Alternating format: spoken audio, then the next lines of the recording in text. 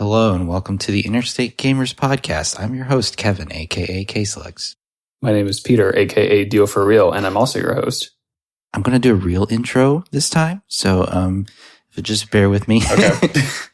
All right. For reals this time.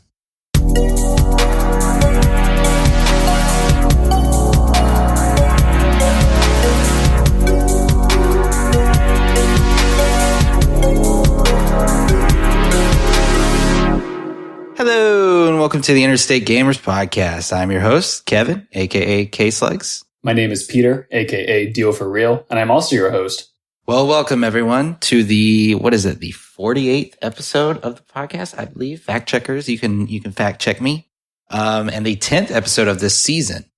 Now I know what some of you may be thinking, is this the season finale? Well, it is not, because we've got one more super awesome game in store for you. Yeah. So we got a special 11 episodes for you guys this season.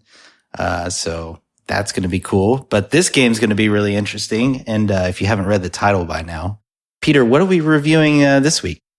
Boy, howdy. We've got a juggernaut, a slobber knocker ready for all y'all today. None other than the Pokémon Sword and Shield.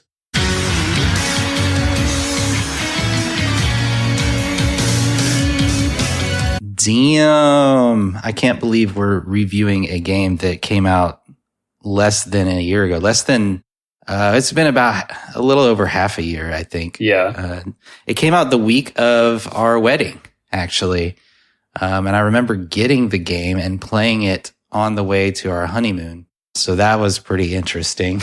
Good use of quality time with your wife is playing Pokemon on the way to your honeymoon. Exactly. Yeah. She would drive on the long open roads because she preferred to do that. And then I would drive in the city wherever we were. Yeah. So pretty much when I wasn't driving, I was playing this game. Yeah. And I remember on the weekend of the wedding, the younger Lewis brother was also playing a lot of that Pokemon. And I got to see him and our good buddy Z-Link play the game as well.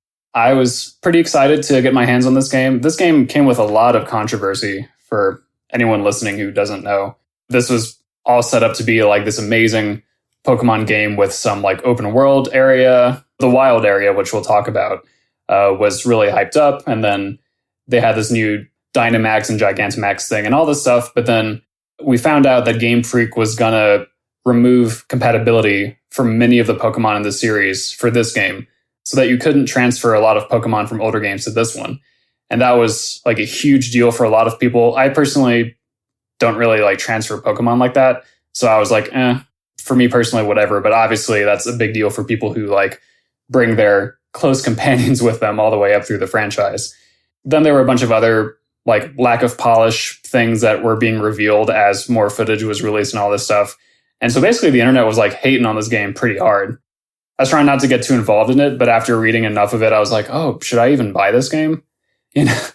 Right. And then I realized this was going to be the first time that I would play a contemporary Pokemon game around the time that it came out since Generation 3, Ruby and Sapphire. And I was you know what? I want to have a Pokemon game where I can actually trade with people and do the stuff that you're supposed to do with Pokemon that I just never got the chance to.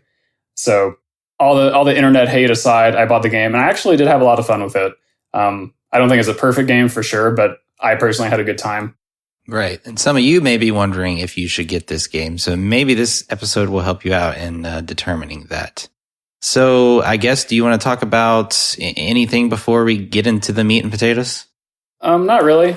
Unless you have any comments about your experience with the game early on.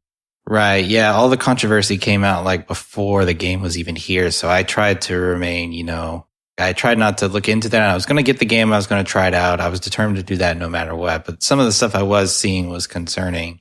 And so when I started playing, I was okay, time to see this for myself. So I'll talk about most of that when we get to, our ratings. But yeah, for sure. It had a lot of controversy. Well, controversy or not, we definitely gave it the old college try. And I think it's time for us to talk about the gameplay. Indeed. So I'll get started with that one. So, despite it being proclaimed to be this ambitious by Game Freak themselves, this ambitious, open world Pokemon game that was going to try a lot of new things. To me, it actually felt like a pretty standard Pokemon game that didn't really reinvent the wheel too much. And I think it was their chance to make things awesome and unique, but it still felt pretty linear. It's very confined, and it's a very linear path, and you're not really motivated unless you're going out of your way to catch a lot of different Pokemon to go back to some different areas. So I don't think it was like, and you're not really exploring. It's not like an open world exploration kind of thing. It's more like, right. It's very linear in the way that they did it. So it really feels like the same Pokemon game. Like that's how it works in Pokemon. I mean, it's just a 2D. Normally it was like 2D back in the day, and you can go anywhere that you wanted. It was still technically open world in that sense. It's just now this one's 3D, and on a console. So that's pretty much the only differences I noticed. Yeah. I mean, they still have all the same types of roadblocks that prevent you from progressing until you like beat a gym leader or something. Except this time it's not HMs that are preventing you from going somewhere. It's like people blocking your way, like Team Yell, or it's like you have your bike that you can use to cross water instead of surfing, but you don't get that ability until later. So it still like has that way of penning you in and keeping you on that linear path. I mean, the wild area is the part that feels pretty different for a Pokemon game because of how big it is. So I thought that was kind of interesting, but it's still like, I wouldn't call this game an open world game. It's just like that one little area that tries to get some of that feeling. And it kind of succeeds, but it's not revolutionary. It doesn't feel like a totally new Pokemon game to me. Right. And it's kind of disappointing when you're going into it. You're like, okay, what did they do with this? And it's like, really? That it felt kind of lazy. And I don't know. That's probably a theme you're going to see with me. Spoilers is the term lazy, but yeah, it was kind of disappointing in that regard. Another thing to talk about, of course, is Dynamax. I think it's kind of cool at first, but then it just kind of gets old and takes up a lot of time to just for each Pokemon to go to Dynamax. You're like, okay, here I got to go to Dynamax, and now he's got to go to. It's got this big long animation that you have to watch every single time. I don't know if you turn animations off if that helps, but I really don't know that it needs to be unskippable or needs to take that much time. At least have a way to speed it up. Yeah, I can see that point. But the good thing, though, is that Dynamax and Gigantamax, you can only do that in certain areas, which is mainly gym battles or other like big important battles. So it's not like every trainer you see is going to Dynamax their Pokemon and then you have to sit through a cutscene.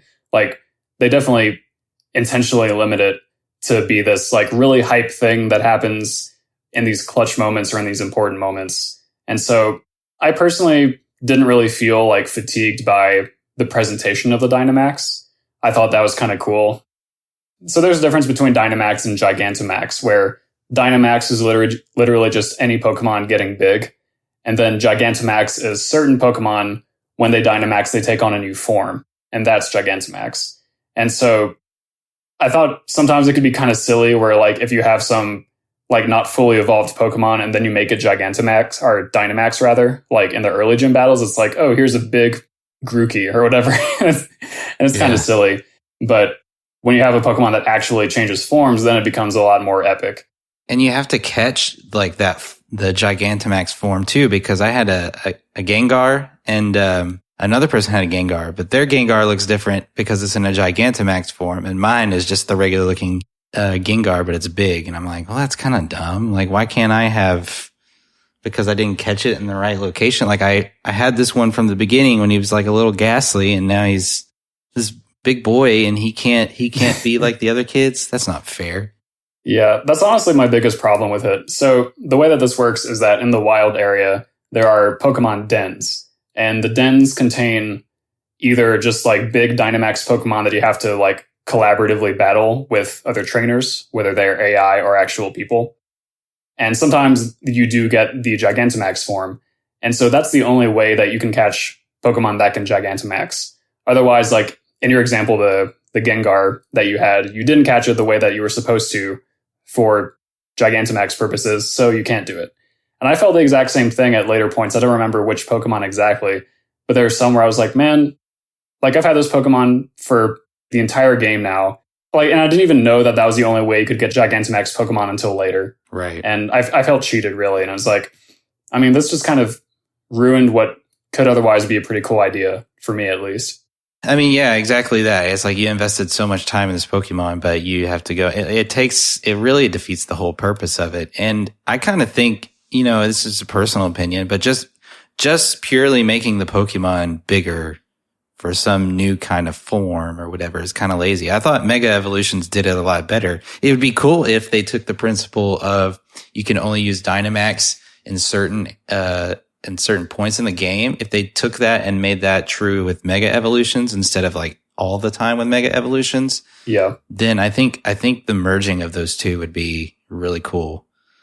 And then maybe just make more Pokemon have Mega Evolutions, like our boy Tinta.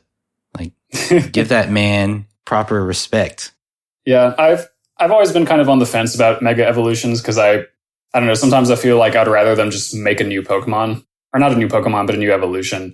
And I can see why they don't do that, but sometimes it just seems like an excuse to give gratuitous fan service. Like, oh, now Charizard, like, he wasn't cool enough, let's make him even cooler. I'm like, oh, okay. Yeah, he has 2 Mega Evolutions. But I agree with your idea, though, of kind of like mixing Dynamax and Mega Evolution together. And I feel like Dynamax was one of those things that this game did where like it was kind of poking at something new, like kind of trying it, but not really committing all the way and not fulfilling it or not implementing it the best that it could.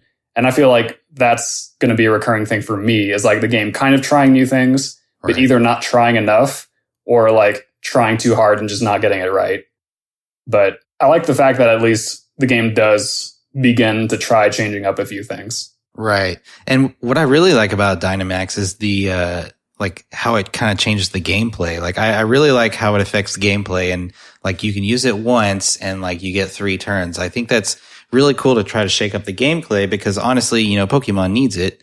I think, even if I do think just making the Pokemon bigger is lazy, like I said, I think it does some really cool things with the gameplay. I just wish it wasn't so, like you said, half implemented, it feels like. Yeah. Another thing that's a trademark to Pokemon Sword and Shield is the new camping feature. Now, there were other games, I think X and Y did something pretty similar to this. They had like Pokemon Ami, and that was a little mode where you could kind of like pet your Pokemon and give them food. Pokemon camping is pretty similar to that. You can pitch a tent pretty much anywhere, and your Pokemon and your party will go around and they'll like run around and play with each other and chitter with each other, and you can play fetch with them and you can cook with them. And you can also, you can like tickle them and then they'll attack the feather, which I found pretty fun, honestly. And overall, it's a pretty shallow mode. Like you don't really get too much use out of cooking things except for healing your team and giving them some EXP, which is useful, but it's not like revolutionary. And then playing with your Pokemon also doesn't have too much depth to it. But I really enjoyed like taking Pokemon that I just caught or just evolved and seeing what mannerisms does the Pokemon have now that it's a different form, or now that I have this new Pokemon, because they honestly did a pretty good job of like giving each species its own little personality that you can see when you're camping. And it really made my companions feel more like companions to me. Right. That's pretty cool. I honestly didn't use that feature too much. But I know Katie did a lot and she loved it.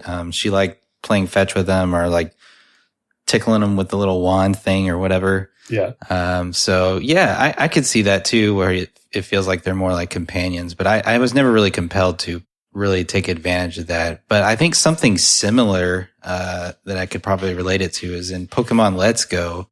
Whenever you have your Pokemon out with you, like you can pick any Pokemon that you wanted out with you, which I was disappointed wasn't in this game, by the way, because they had it in the very previous game.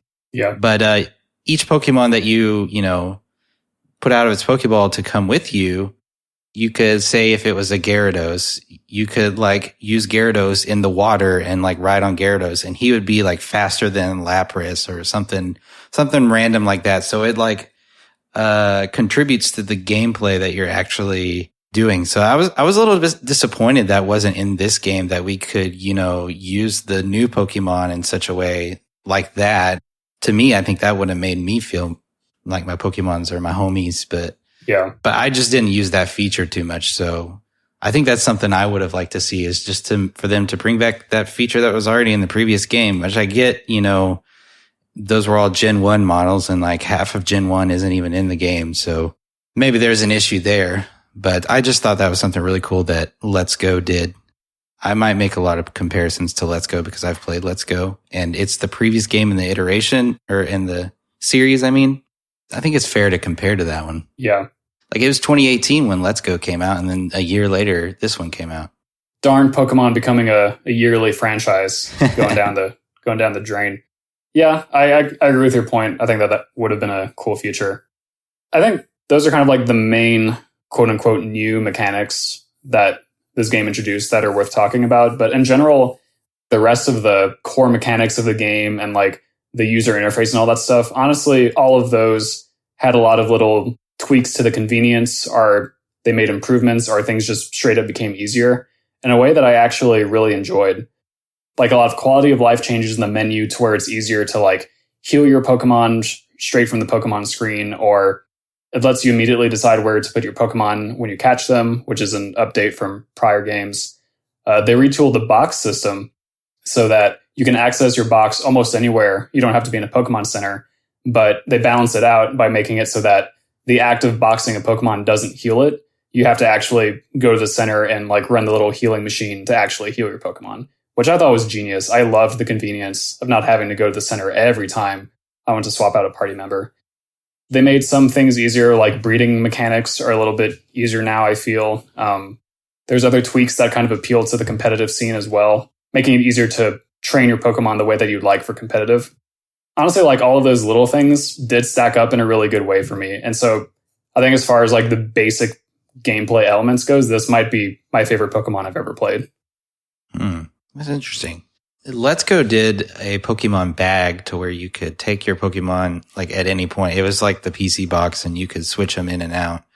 You didn't have to go to the PC anymore. But Let's Go also fundamentally was just like a completely different kind of Pokemon game. Yeah. It was still Pokemon in its core, but the battling system was a little bit different in that you only battled trainers and not wild Pokemon, which I actually felt to be kind of a breath of fresh air because sometimes battling Pokemon got a little redundant. Yeah. So yeah, I could see your point. I don't know that I necessarily say it was my favorite, but it definitely helps to have some of those improvements in gameplay. And that just should naturally come with the progression of each Pokemon game, right? It should get better and better. I hope we wouldn't have the same issues in, 2019 as we would in 2008 or something random, Yeah. The biggest piece of evidence that points to these improvements being so helpful is that for the first time ever, I have a Pokemon that's like level 90 something. Yeah. Never in my life have I had any Pokemon that got past like level 70 because like it's so much easier to train Pokemon. They have like the auto EXP share thing, which I thought was going to be like, oh, the game's going to be too easy now. And the game was easy. And I don't think it's necessarily because of that. But honestly, like as a person with a job who doesn't have all the time in the world to train like 2.5 parties worth of Pokemon, because that's kind of how I like to roll. It was amazing. It was like, cool, I can actually like raise all the Pokemon that I want to raise because it doesn't take me a jillion years. Like there's no fast forward button. If I was playing Pokemon Ruby, I sure as hell couldn't do this. Right. So that's really like what made me enjoy this game a lot was like just the fact that I could do that even. Yeah. I'm going through RuneScape right now. I'm on a pretty big RuneScape kick with Chris, and the way you advance in that game is a little bit faster than it used to be. So that's been kind of nice. So it's like these games are it's almost like it's a little bit of a nod towards us because like it used to not be marketed towards our age group. But now since, the people who have grown up with video games, they're like, oh, wait, there's actually still a huge market that we could sell to. Like they're not stopping buying video games, but we got to make it a little bit easier for them, and so I think it's really cool. This is a really minor complaint, but when it comes to shiny catching, I know there's a lot of people out there that do that. It kind of sucks in this game because you can't tell in the overworld if the Pokemon is shiny, and in Pokemon Let's Go you can. I know that's a really big complaint that Chris had and kind of strayed him from shiny hunting in this game. I could see that for sure. Oh yeah, the whole like Pokemon being in the overworld thing, that was introduced in Pokemon Let's Go, but this is the first game I've played with that feature and I love it. It's like, it should have been done a long time ago, honestly. For sure. It just works. And they still have like pseudo random encounters in the grass where like, if you're walking in grass, you'll see a little exclamation point pop up. And if you go to that point, then it'll give you a Pokemon, but you can't see what it is until you get it. They kind of like mixed in the randomness of old with the overworld stuff introduced in Let's Go. And I thought it was really good, actually. I enjoyed it. Yeah. Another point I have is there was actually some frame rate drops. I don't remember Let's Go having too many of those, but yeah, it was kind of like pretty frequently in this game. That was kind of disappointing. Yeah. I mean, like, Pokemon doesn't really need it to be frame perfect, but it's like, it still kind of runs the experience of the game, so. Yeah. I was going to mention that in visuals, because I do have some thoughts on that too. But yeah, I generally agree.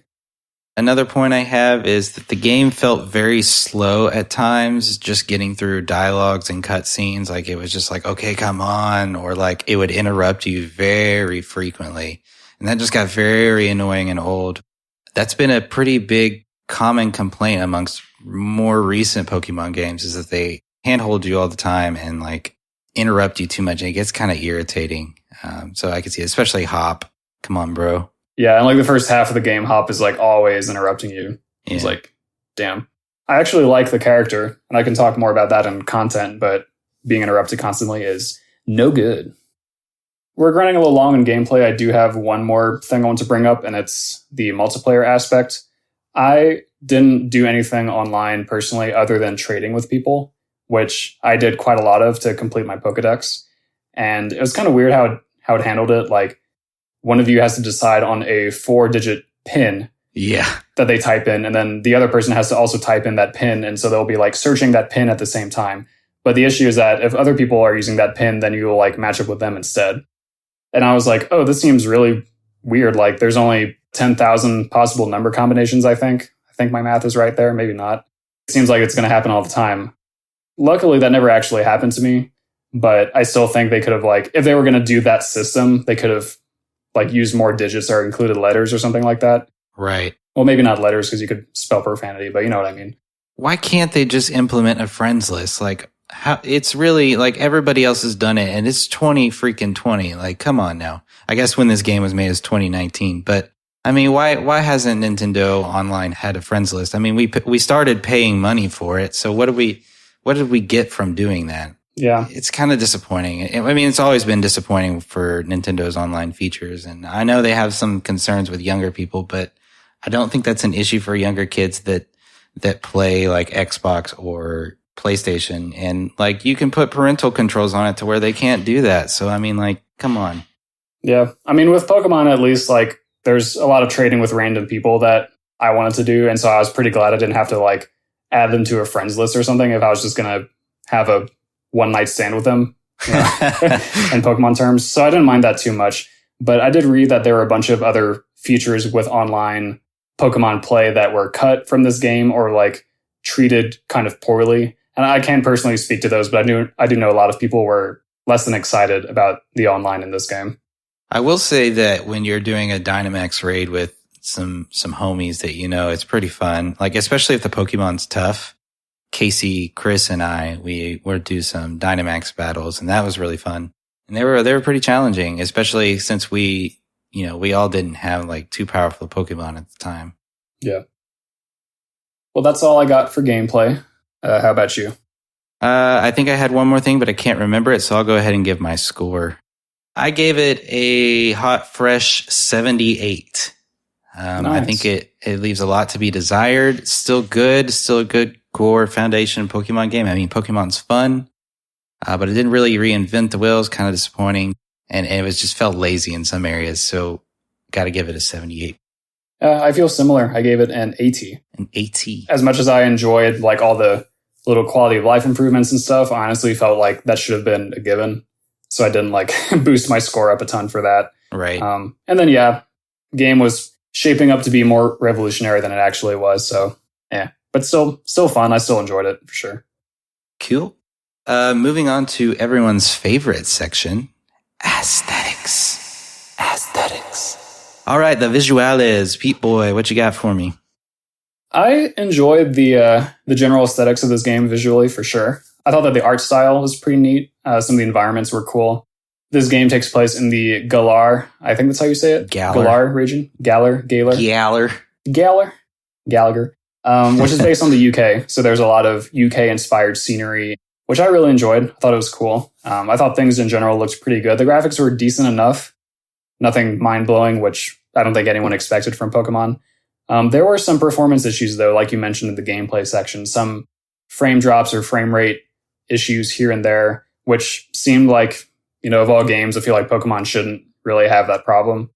And then there were some other issues of lack of polish, too, with some animations. Like, for example, many times during trainer battles, the trainers who stand on the side of the arena watching their Pokemon, they'll like pop in and out randomly, depending on what attacks are used, and looks pretty lazy, to your point. Right. There's a bunch of little things like that that do stack up over time and make the game feel a lot less polished than you would hope this game would be. Yeah, I definitely agree. There's a lot of animations, especially. It's just like, really? You just rotated the character model, and then it's like, okay. It was kind of disappointing. And, I think the thing with this game is they just had such a chance to be, I guess people had almost Breath of the Wild expectations of this game. Yeah. And I think that might have been the problem. I think Game Freak had the intention of, we're going to make this incremental change to Pokemon, in that we're going to be open world 3D, but, we're not going to really reinvent the wheel too much. Maybe over time we can add more and more to this open world format. And people were thinking, well, I hope they make the change, from the previous Zelda game to, Breath of the Wild. What was it? What was the previous one? I think Skyward Sword. Skyward Sword. Yeah. Skyward Sword, or even Twilight Princess. I'm just like, that kind of jump. That's the kind of jump that I want. And the people were like, yeah, give me some Breath of the Wild stuff. And, they got Let's Go, and they were like, okay, I get the style of this game. This game's pretty cool. But, they told us they were going to give us this real, that's the term that some people use, this real Pokemon game in the following years, so that they're already working on it. And, I think a lot of people were disappointed by how they presented that. So the graphics, all that tangent aside, the graphics here, honestly, Pokemon Let's Go did a lot better job in terms of graphics. If you go back and play that game, you'll see a lot more polish on that game in terms of graphics, even just some of the animations with the Pokemon and the graphics and the models, like the textures and things like that. Some of it just doesn't look very good. And you're like, ugh, this is gross. And then, so it was weird, because I was like, okay, this Pokemon Let's Go look like this. And so after I played, Sword and Shield for a little bit, I went back to Let's Go. I was like, man, it's just night and day difference. And I think it's weird that more people aren't noticing that. So I did want to highlight that. Yeah. I think some people did notice that for sure. I remember reading about that online, but I didn't have that comparison to make. And I'm also not like a graphics geek anyway, despite my profession as a professional graphic designer. Yeah. There's a difference between graphic design and graphic fidelity, whatever. But I was like, yeah, this definitely isn't great, but I'm not going to hate the game for it. Right. Gameplay really, to some extent, is like the most important part of Pokemon. So I can see that not mattering to a lot of people. But like I said, they had the chance to do something really cool with it. And I think it would have definitely helped the game a lot if they had done right in that department. Yeah. On the other hand, some of the animations are actually kind of cool, like towards the end of the game where like all that shit's going down. You're like, what the hell? And you're just like, new Pokemon is coming out of the woodwork, or like, the two legendaries, the Sword and the Shield Pokemon, they're like flying off to come meet you, even if like later they start to rotate. I mean, it's kind of weird, but, yeah, so they did a good job in some animations. I think it was more in the cutscenes they did a better job than like the actual gameplay animations. Yeah. And then I think the Pokemon designs for this game were really creative and cool. I agree. I think they were done really well. Like, I think every Pokemon looks really cool and unique, and I don't think I've felt this strongly about Pokemon designs since like Gen 3 or something. Like, I was like, man, every Pokemon is just like, I kind of want it, and I want to know more about it. So yeah. I think the designer did a really good job on that. Yeah, I agree. I think my least favorite Pokemon design from this generation is actually Eternatus, the big bad Darkest Day Pokemon. Because to me, it doesn't really look like a Pokemon, which maybe is the point, actually. It kind of reminds me of the Ultra Beasts from Sun and Moon that were all like weird kind of anime robot villain looking. This thing kind of looks like that too. And I was like, I'm not really hyped on it, which I guess made me want to defeat it. So Good. Yeah, I agree with Pokemon designs being really cool. I felt the same way. I was like, I gotta catch everything. A lot of my team that I ended up using were the new Pokemon. I didn't have too much like older generation favoritism going on. So I think that's a pretty good piece of evidence for that. Yeah. Even if my Pokemon sucked, I was like, this guy's like dope. So I want to keep him on my team. Yeah. Like, what's the kind of like the train rock Cole guy? Colossal. Yeah. I love that guy. Yeah. And you know what? I keep forgetting all these Pokemon's names. Maybe because I've had to remember so many over the years and these are like brand new, but I'm really bad at remembering their names for this generation for whatever reason. Don't worry about it, homie. It's just you getting old.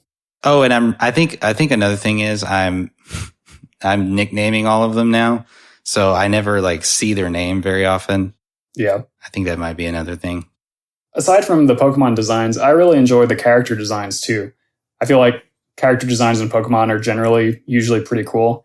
And I enjoyed the design of the rival characters. Well, all three of them because there's multiple. I thought they all looked pretty cool. Leon the champion is pretty ridiculous looking, but in a good way. Like his cape having all the sponsor logos was like, yes, corporations. I love it. Chairman Rose, he has kind of a gut, which I thought was actually a pretty cool touch because otherwise he's all like glamorous and rich and like does his hair all nice, but then he has kind of a gut. And I'm like, that's cool. Like no one's perfect. I got you. Right. Just other little things like that. Like the gym leaders all had pretty cool designs in my opinion. So overall, all that kind of stuff helped me feel more immersed because everyone was like pretty interesting. I can get behind that a little bit. I wasn't like wowed by it because I think it's been like an incremental process of the character designs becoming better. I've seen it over the years since I started noticing it in like Sun and Moon when there was like, okay, these characters are like getting more unique. You can customize them and things like that.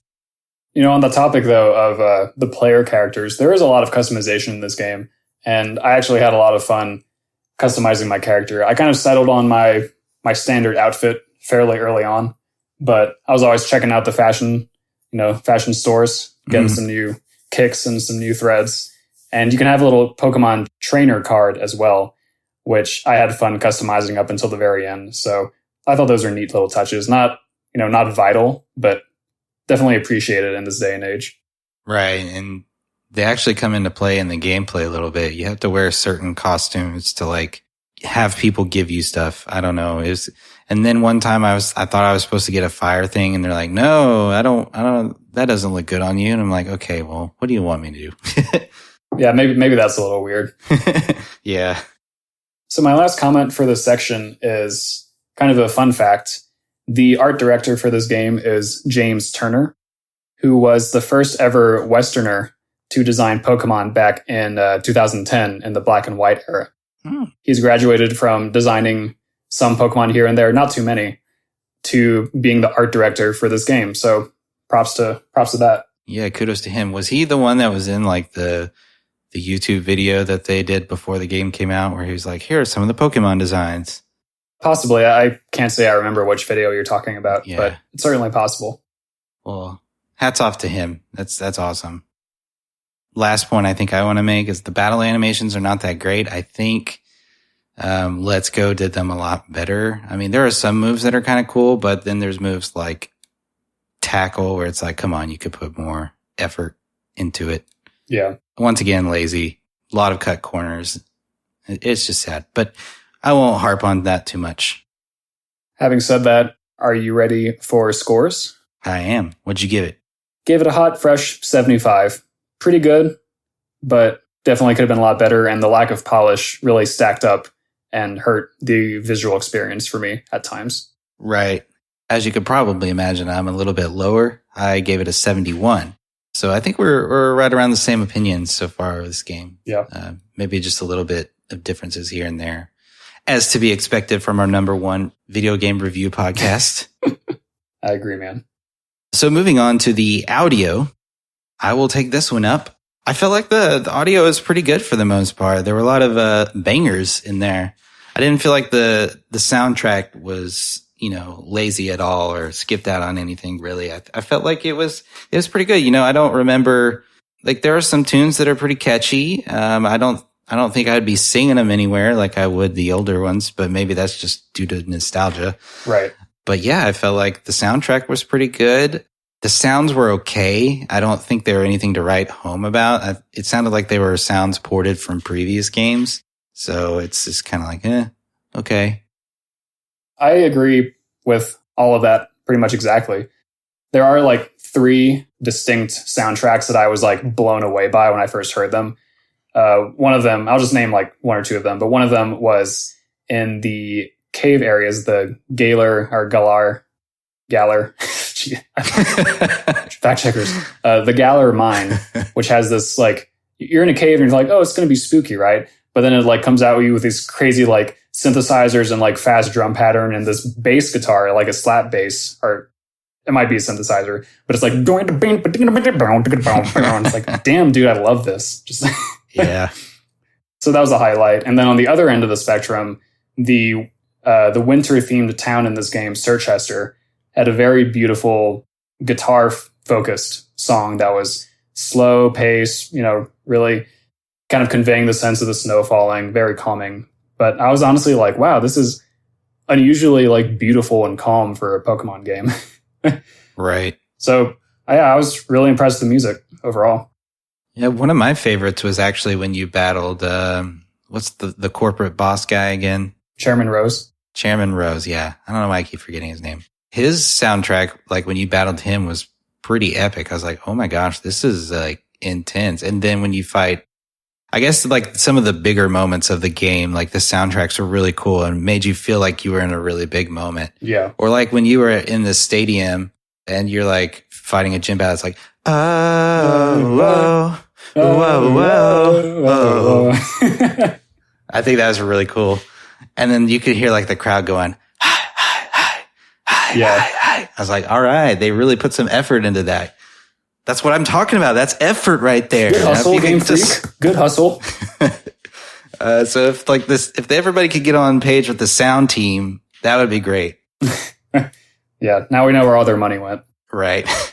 I will say a big criticism that I have is that I think it would have just made the game so much better. And I know it's never done it before, but I think the game needs voice acting, especially this one, because it's so weird when the game looks like they should be talking. They're very elaborate with their hand motions. It's just like they're even moving their mouths. It's just like, okay, you expect words to come out of there. And then it's just like, dink, dink. And you're just like, oh my gosh.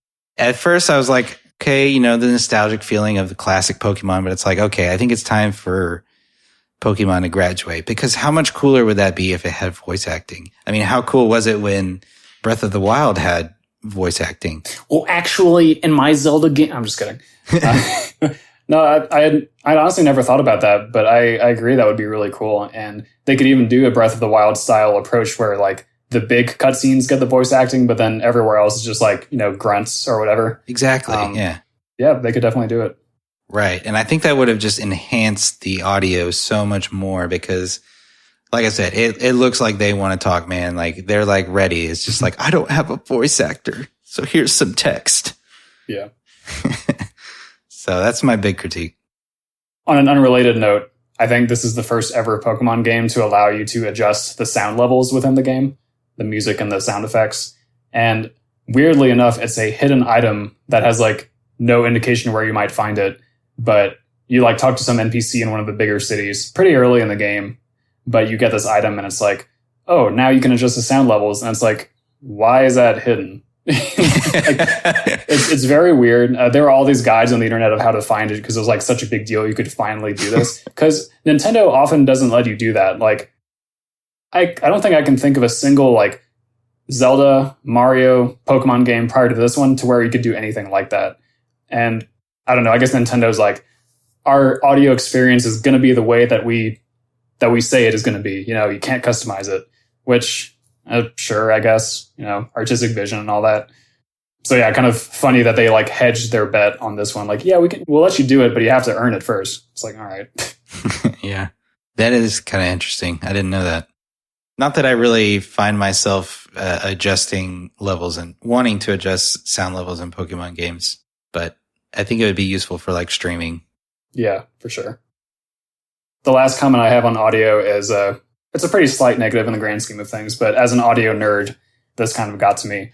The music throughout the game, and I think this has been the case for many Pokemon games in the recent years, is that the music is so like high energy most of the time and so dense and so full of instruments that sometimes it can be fatiguing to listen to, honestly.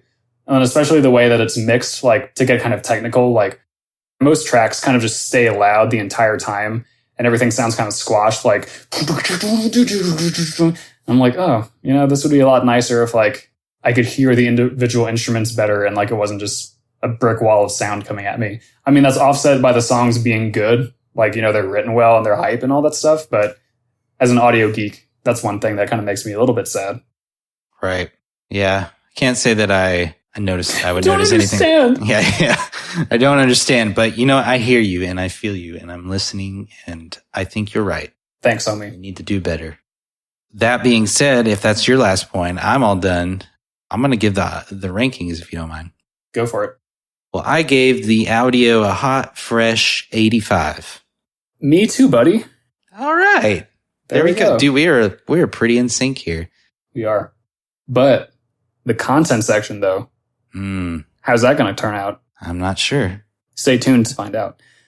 I believe it is my turn to start with the content. Mm-hmm. So, my best friend, howlongtobeat.com, said 25 hours to complete the main story, about 90 hours completionist, which I assume means like filling the Pokedex and doing that. I put in 100 hours to this game. I haven't played it in several months, but I bought it like mid-January, and for about a month, I was on this game. I was playing it all the time. Right. And so I completed my Pokedex, first time ever. I'm very happy about that. Nice. Took me a while to do it. Had to trade with a lot of randos, had a lot of one-night stands, but it worked out. We've been there. We've all been there. And from that point of view, I felt like the content was pretty good. Like the Pokedex became my main goal, after the champion. And I was trying to catch stuff on the regular as I was going through the game.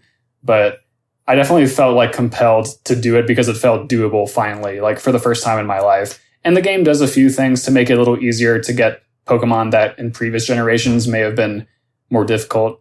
Like some Pokemon that you can normally only get through trading, you can find in the wild, especially like the older generation, which on one hand, does it cheapen the Pokemon? Maybe, but makes it easier for adults like me. So you take those. But other than like just the amount of time it took me to do all that, I feel like in general, and I'll let you speak after I say this so I don't go on too much of a tangent, but I think overall the content is like, there's some ideas that are really cool. And like, I'm talking about like story and stuff here as well. Right. There are some ideas that are like at a fundamental level, very cool, but they're just not implemented very well. Right. Some of those parts of the game are really what makes it feel rushed, like more so than the graphics or anything like that. So I'm going to stop there for a second and let you jump in. Well, yeah, I definitely agree. And to your point, like it is a really cool feeling when you complete your Pokédex.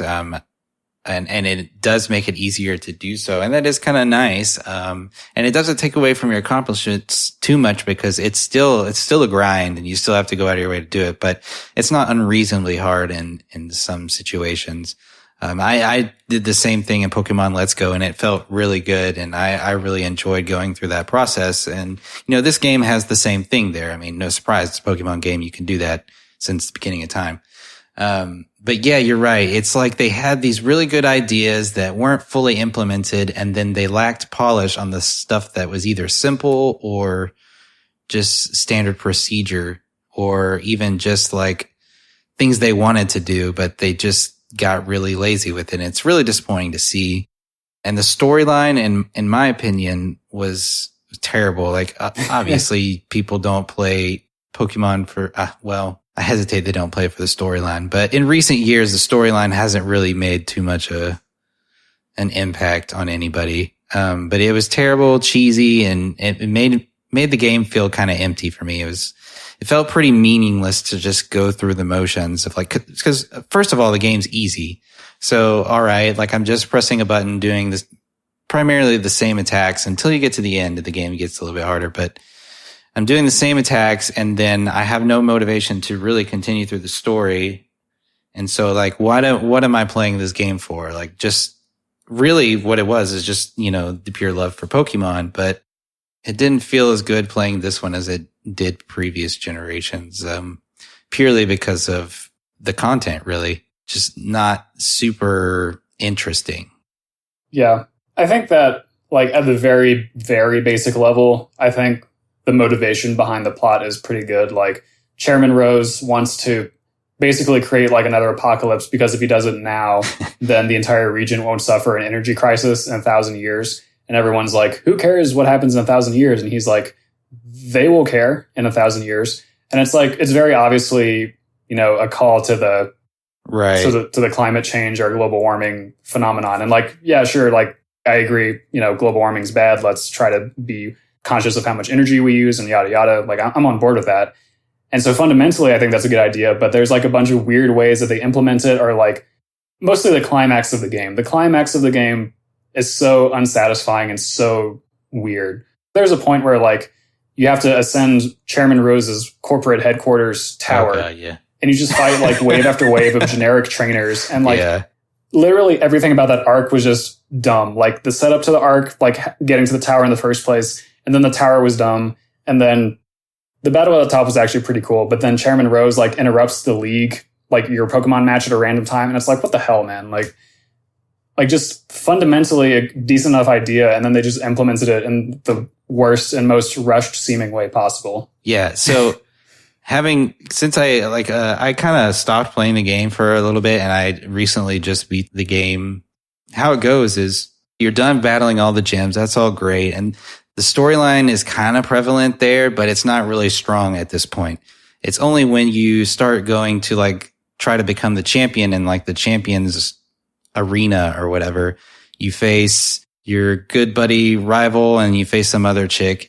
And then you go off and you're like, okay, we need to find Leon, because where the heck is Leon? He's supposed to meet us for dinner. And they're like, oh, he's in an important meeting. Don't bother him right now. And so we're like, that's a bunch of BS. I'm going to go find him. Where is he? And they're like, no, you need to wait. He's in an important meeting. It's like, no, we got to find him now. So we're just being these bratty kids. And so we just have to interrupt this meeting. So we battle wave after wave, like you said, of just regular trainers to get to the top of this tower to find Leon. And they're like, okay, yeah, I'll buy you a good dinner. I was just talking with this guy and I've been here for way too long. It's like, okay, this is a stupid storyline.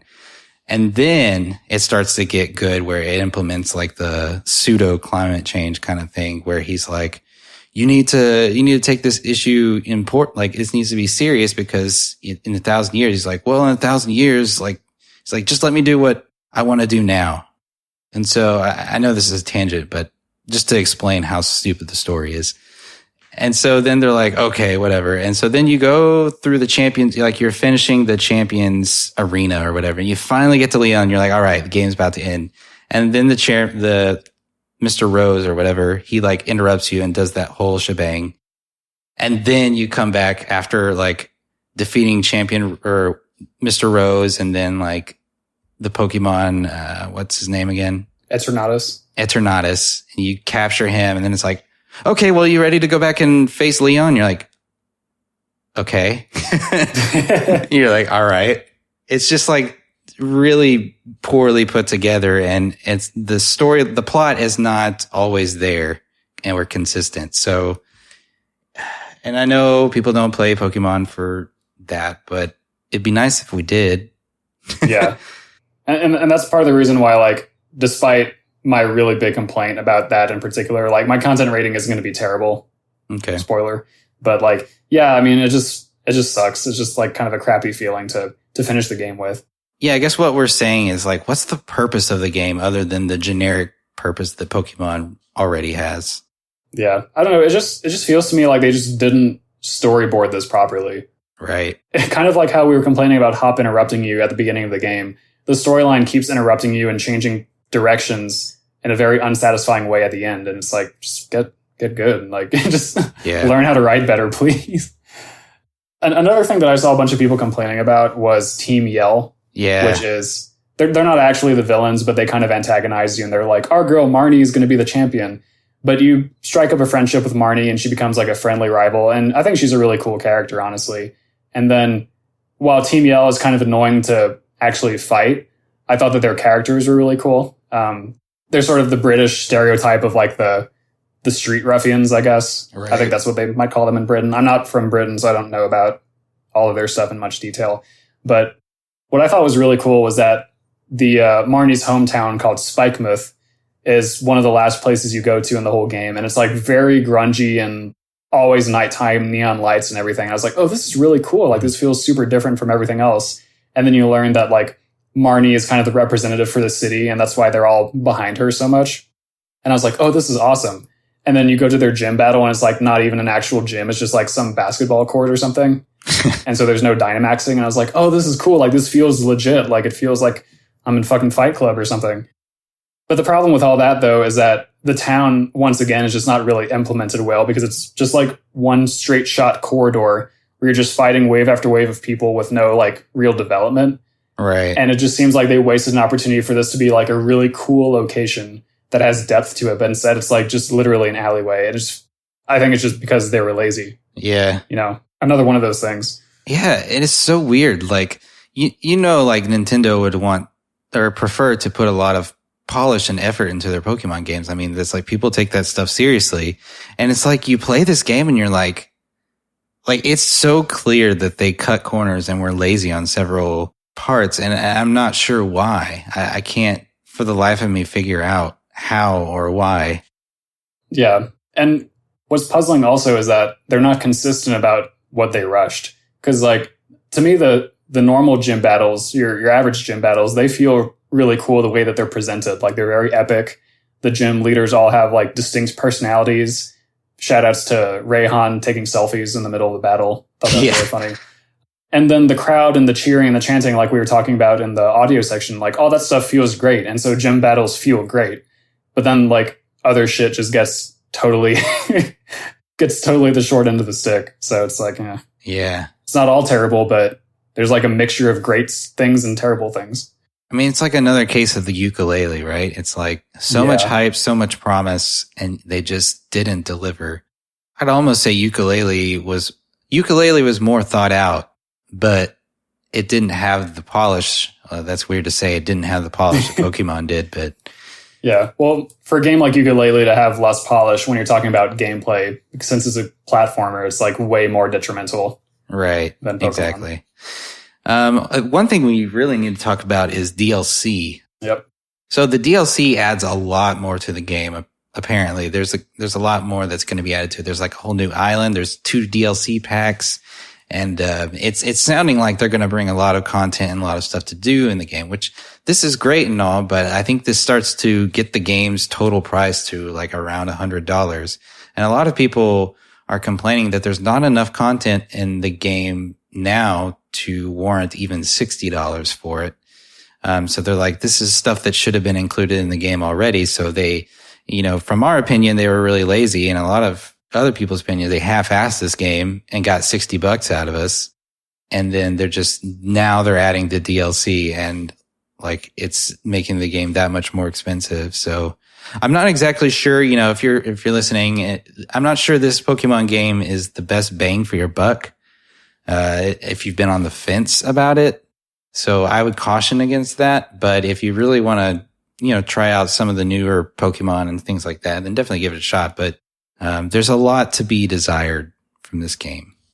Yeah. Another thing that's lending to the DLC controversy is the fact that they're now, with the DLC, going to add more Pokemon back into the game. The first DLC, which actually comes out in like a week, as of recording, I think that DLC is going to introduce like 200 Pokemon from previous generations back into this game, bringing the total to like over 400 or over 600 rather. Right. 400 was the base amount. And they're also making it so that even if you don't buy the DLC, but you just do like a normal software update once it comes out, then you'll be able to transfer those Pokemon from older games into this game. So it's like, good, they're kind of fixing the problem, but like, did they really need to limit the Pokedex to begin with? And a bunch of people online earlier were saying, no, like they said they had a reason, but it wasn't a good reason, or it wasn't even true. I've done a little bit of research, but not too much because I don't want to get like mired in all of that stuff.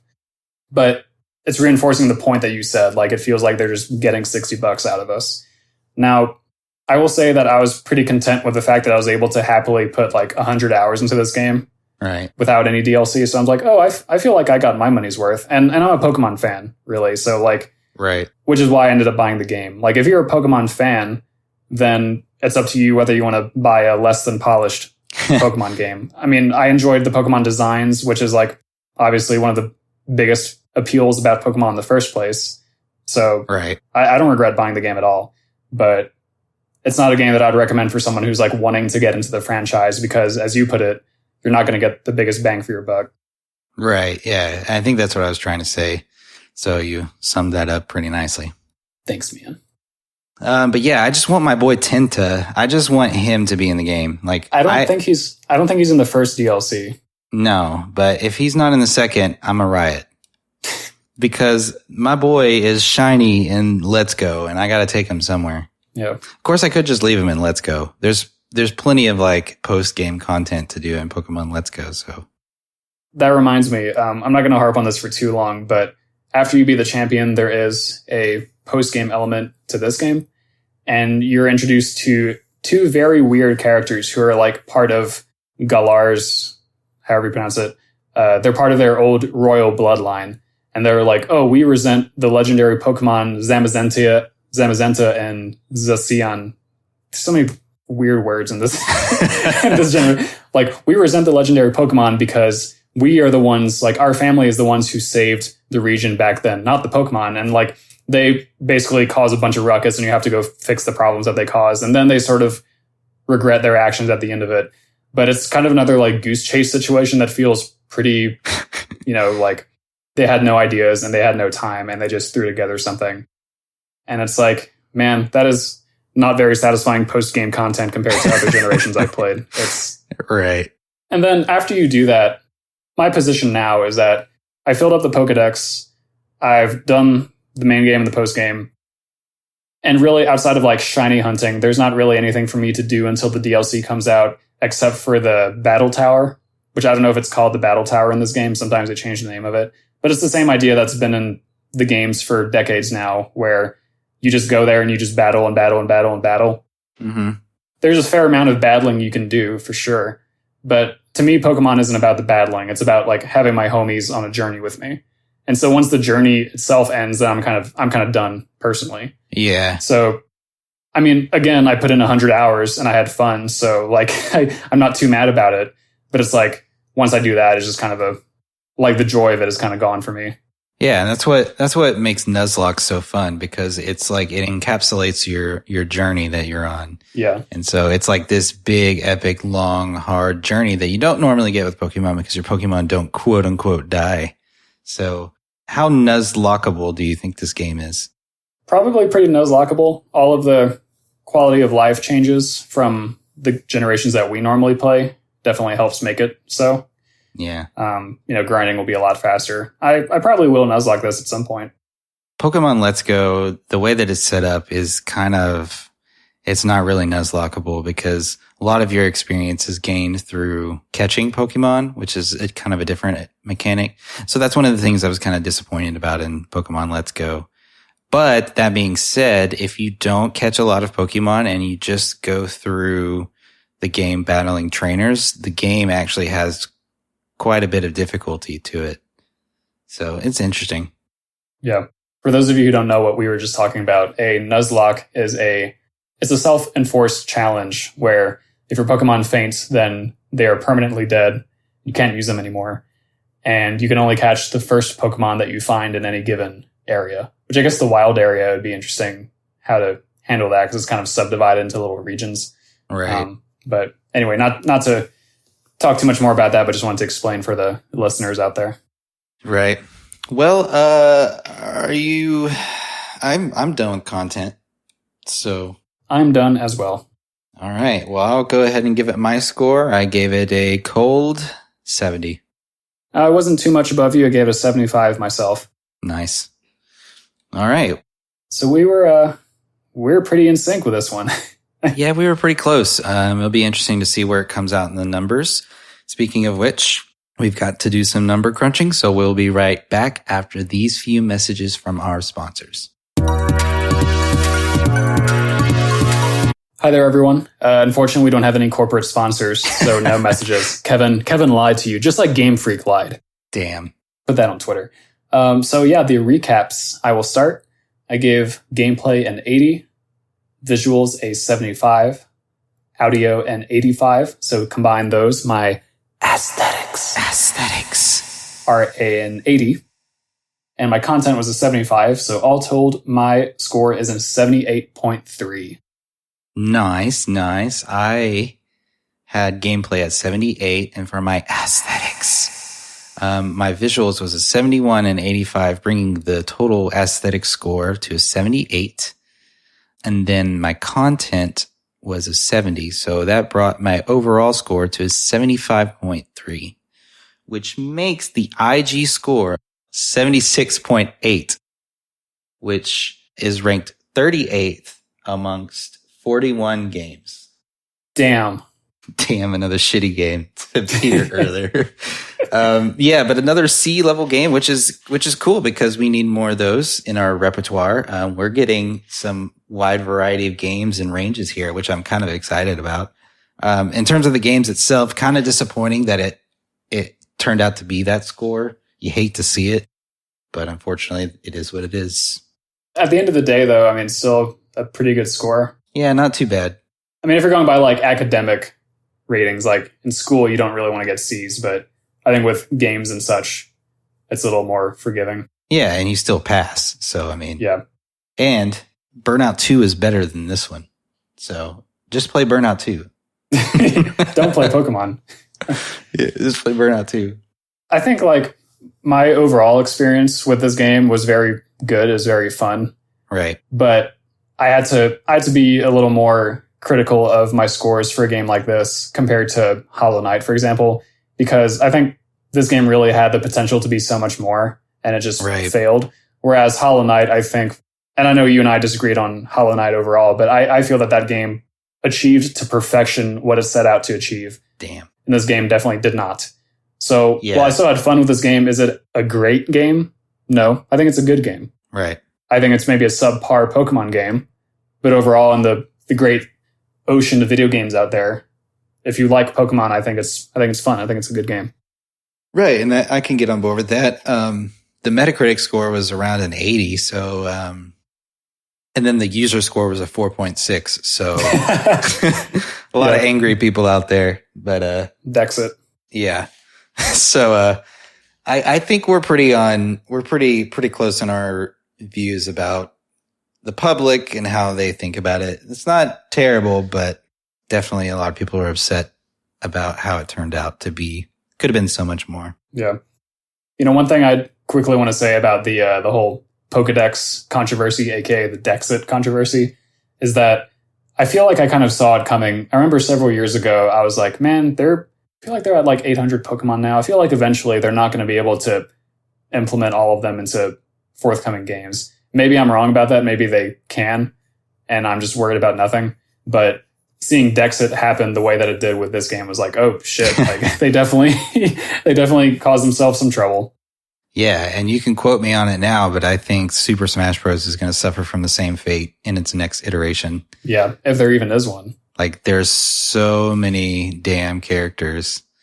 So it's going to be hard to put all those characters back in. And I think if at some point they either have to not include a lot of new characters in the next one or take some out. So what can you do? What I think they should do is just make, I don't know if I've said this on IG before, but I would really be down for a Smash Brothers game, but only Pokemon. Yeah. Like I know they had Pokken, but that was more like a traditional fighting game. I want me some like Smash Brothers Pokemon shit. I would be all over that. And that'd be a good way to like inject some new life into the franchise, and you know, without having just to rely on like cutting characters from the roster. Just make a whole new roster, just start from scratch. Right. I agree, man.